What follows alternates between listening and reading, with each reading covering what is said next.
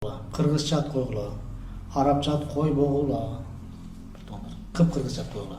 Нурбек, Айбек, Айгүл, Кылычбек, Курманжан, Алымбек, толтура Арстанбек, Бибарс, Барсбек, толтура жигиттердин аты. Кыздар Айгүл, Нургүл.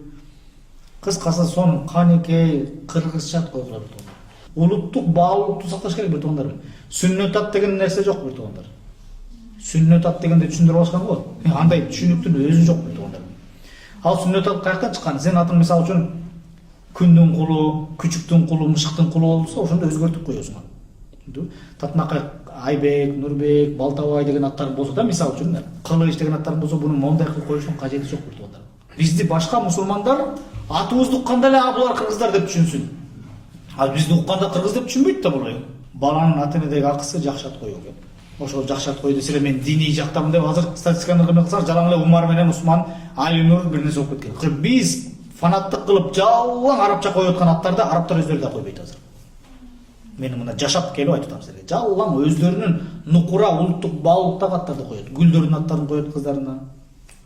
Жигиттерге болсо батырлардын аттарын коет. Арстан, Жолбош дегендей. Өткөндө ошол сиз берген суроону бир жаштар менен отуруп сүйлөшүп атсам, жолугушууда айтат. Соңку кездерде бүтүн арабча ат коюп кеткендерди кандай карайсыз дейт. Мен айттым мисалы, десем ушундай ушундай. Сен атың ким деди? Десем баланчы дейт. Сен атың кыргыздыкыбы деди. Өзү түшүнбөйт да. Азыр жооп берем туугандар. Кыргыздын залкарларынын бүтүн баарын санаты Абдыкерим Сыдыков. Айттым. Кыргыздын аты жок. Эмне деген?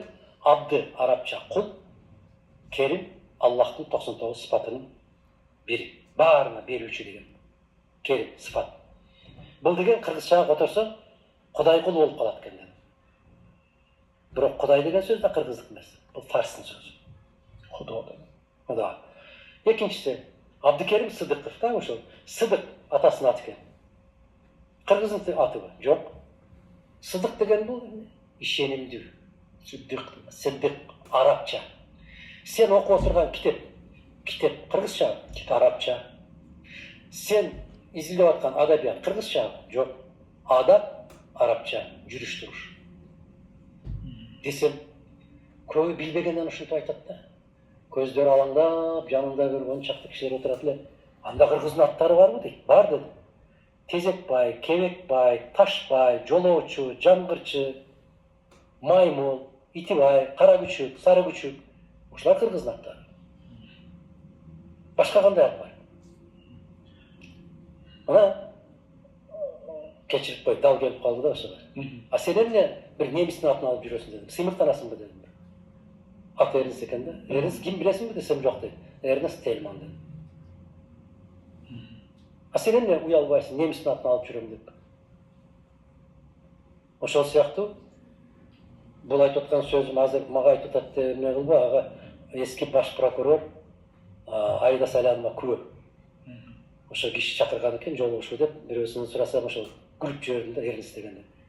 Сеники кыргызчабы дегендей кылып. Ошол сыяктуу 12 күбө бар. Мен соңку кездериңиз мырза